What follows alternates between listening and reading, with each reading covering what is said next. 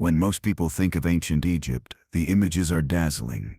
Golden tombs glittering in the desert, mighty pyramids rising against the sky, graceful queens painted on temple walls, and women like Cleopatra celebrated as symbols of beauty and power.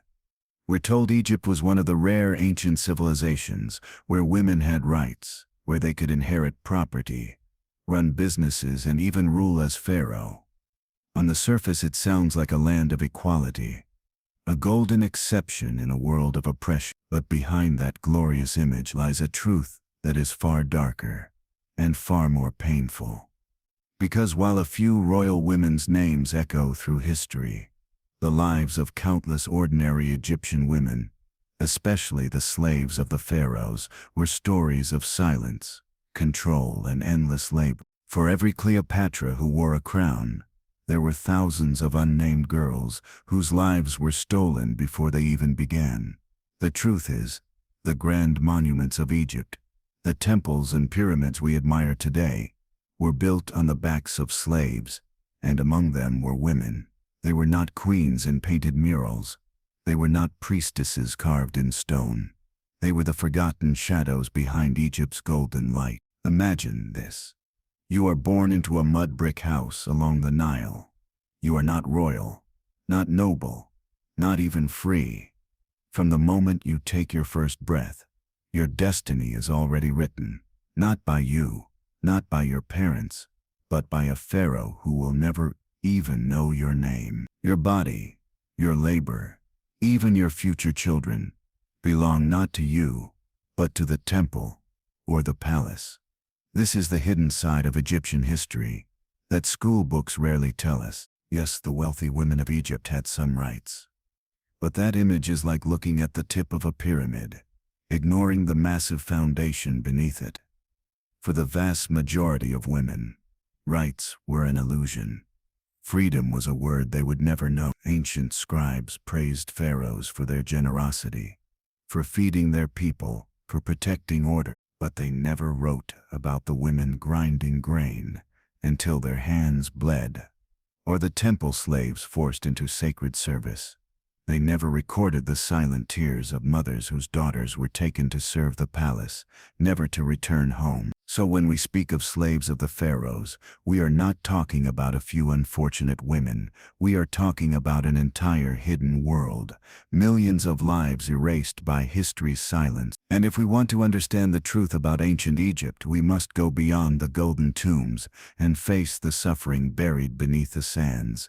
This is not the Egypt of postcards and movies. This is Egypt, as it truly was, for the women who had no freedom. Imagine being born along the vents of the Nile around 1500 BCE, during the height of Egypt's new kingdom. The pharaoh is worshipped as a living god. Armies are marching to conquer Nubia and Syria. Temples rise higher with every reign. Yet, for you, a girl born to a family of servants or slaves, your life has already been decided before your first cry. From the moment you open your eyes, you are not seen as an individual. You are property. If your parents serve in the palace or the temple, then so will you.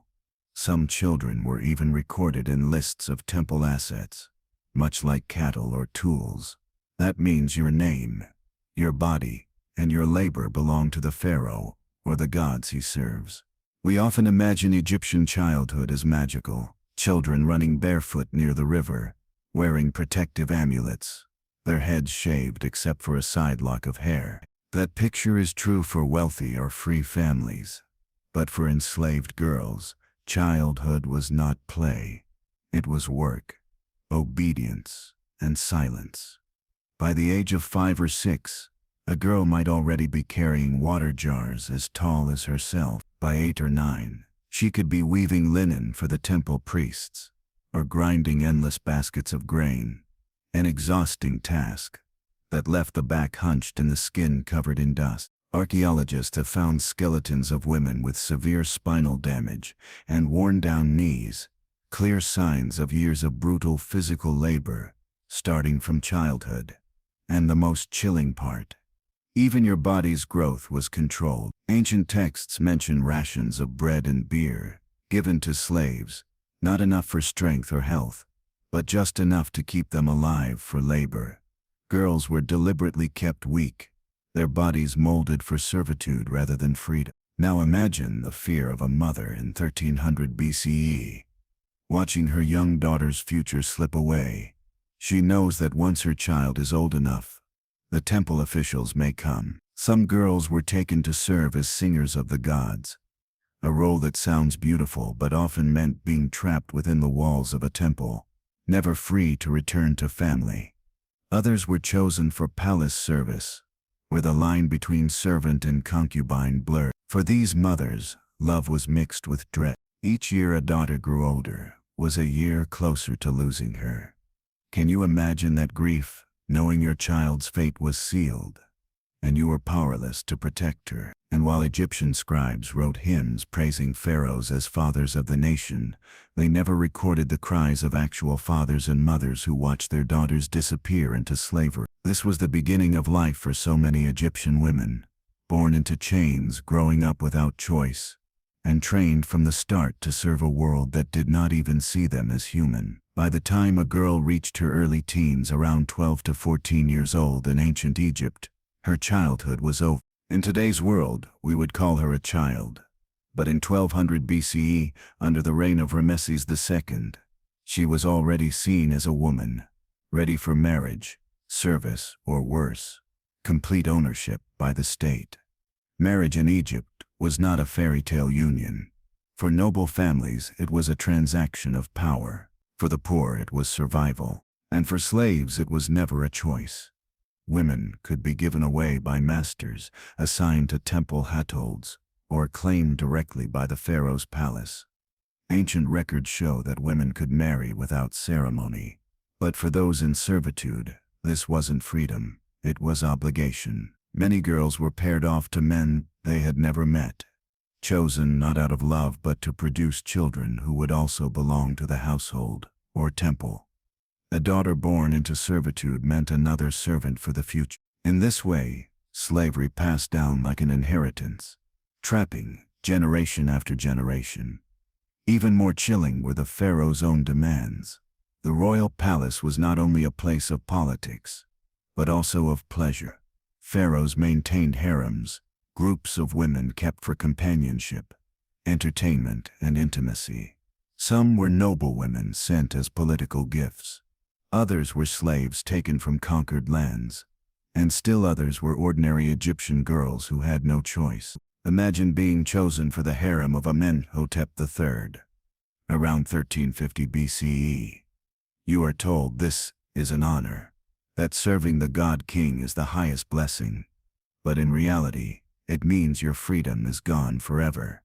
You live behind walls, surrounded by guards, your movements controlled. You may bear the pharaoh's child, but the child does not belong to you. It belongs to the dynasty. For many women, even motherhood was not a sanctuary.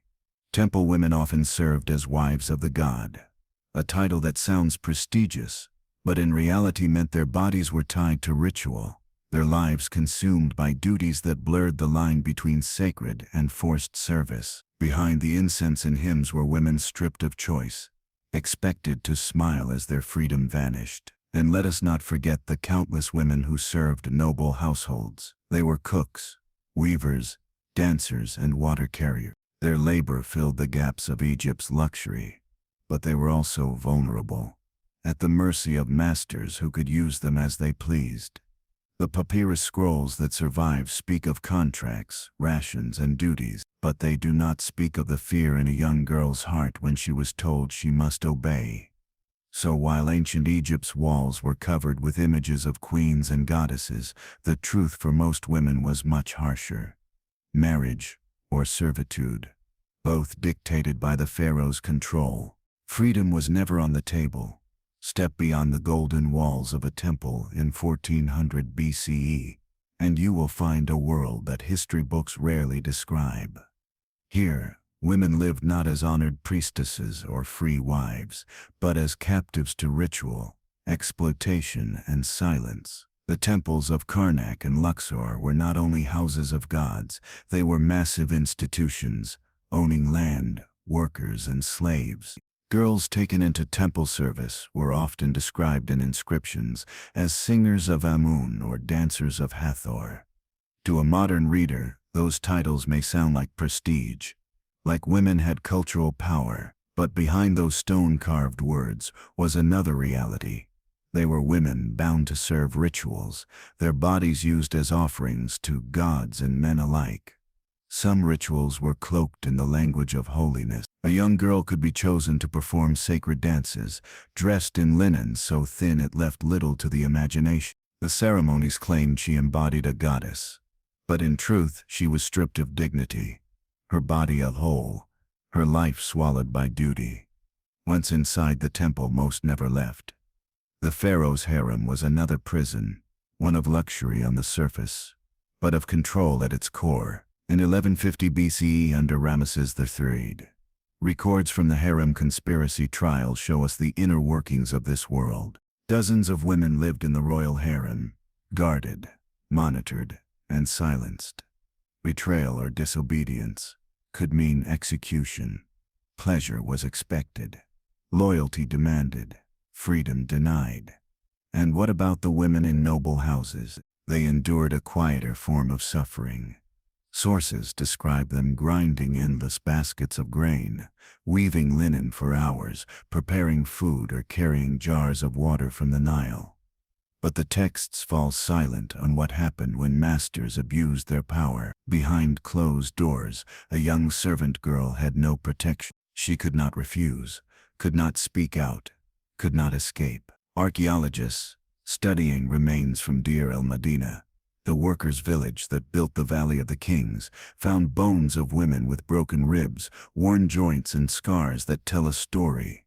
The papyrus scrolls never dared to write. Exploitation was not rare. It was daily life. Can you imagine the silence of those women? Trapped in golden palaces or dusty kitchens, their voices erased by time. Some were told their suffering was sacred, others that it was duty. But in every case, it was pain disguised as service. Meanwhile, Egyptian art and inscriptions painted a very different picture. Noble ladies reclining with lotus flowers, queens worshipping beside pharaohs, goddesses with crowns of power. The irony is haunting. For every goddess carved in stone, there were thousands of living women stripped of freedom. This is the Egypt we rarely see, where exploitation wore the mask of ritual, where slavery hid behind the word service, and where countless women lived and died behind closed doors. When we open a history book or stand before a museum display, the image of Egyptian women seems strangely bright. We read that women in Egypt could own property, sign contracts, and even rule as pharaoh. Names like Hatshepsut are 1479, 1458 BCE, and Cleopatra VII, are 5130 BCE, are celebrated as proof that Egypt was a land of female empowerment. But this is the illusion, the tip of the pyramid. The truth is that for every queen whose name survived, there were millions of women erased by silence. Hieroglyphs carved into temple walls show women as elegant wives and daughters, standing beside men in graceful poses. Scribes recorded contracts, proving that wealthy women could inherit land or manage estates. But what those same scribes did not write tells us even more.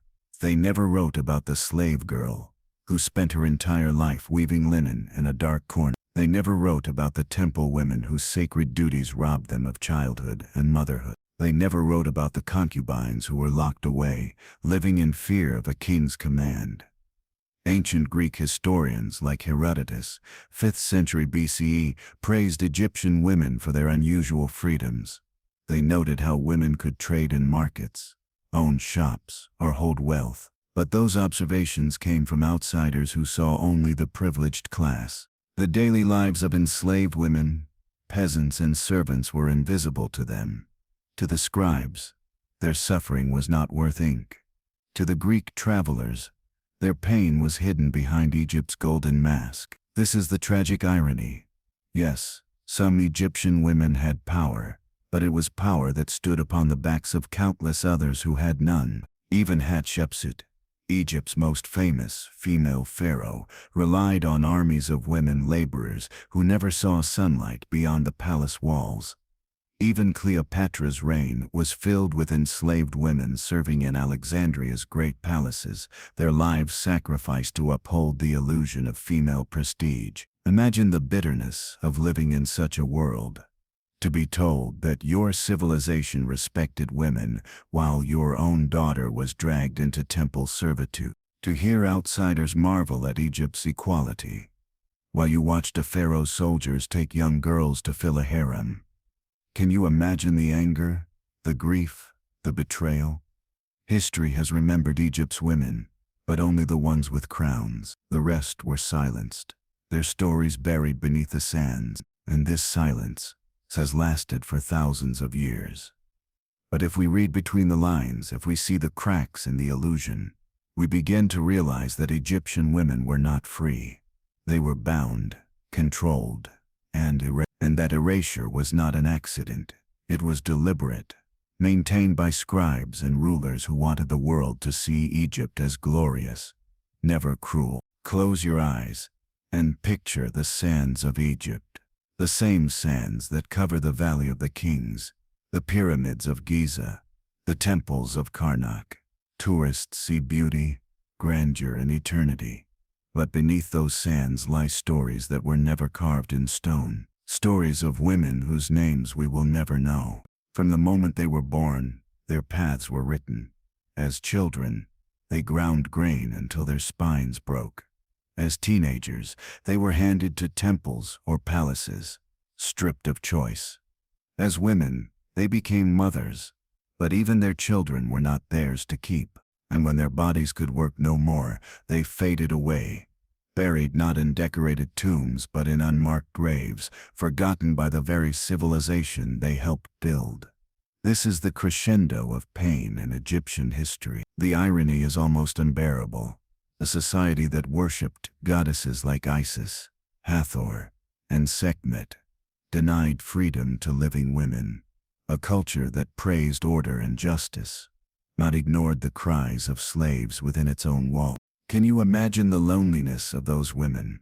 To know that your life would never be sung by scribes, never painted on temple walls, never remembered.